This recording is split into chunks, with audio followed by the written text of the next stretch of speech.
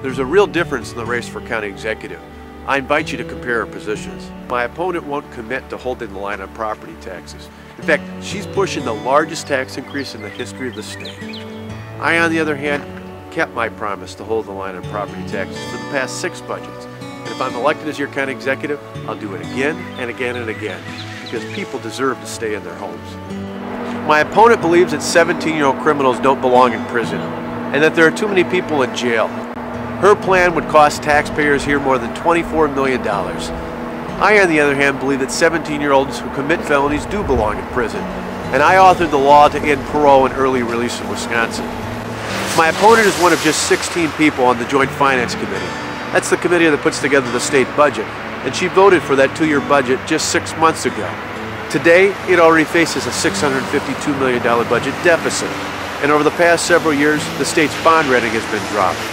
In contrast, the county government just finished 2007 with a $7 million budget surplus, even though the county board's original budget would have created a deficit of almost $6.5 million. That on top of the fact that in each of the past 5 years, we've maintained our AA bond rating. That's an example of what good management can do for you, the taxpayers. My opponent wants to extend the sunset on the stadium district tax to fund things like light rail. I don't. I think government already has enough of our money, and we should do a better job of spending it. Our opponent says that she's open to spending taxpayer dollars on light rail and a downtown streetcar system.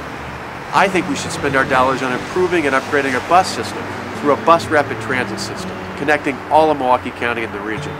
There is a difference when it comes to sales taxes. She wants to raise them, I don't. My opponent says that she's open to raising the sales tax anywhere from 1/4 to 1%, making Milwaukee County sales tax the largest in the state of Wisconsin by far.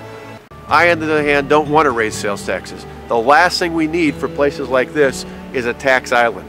My opponent says that she supports education, yet she's consistently supported measures that make it difficult for choice schools to succeed here in Milwaukee County.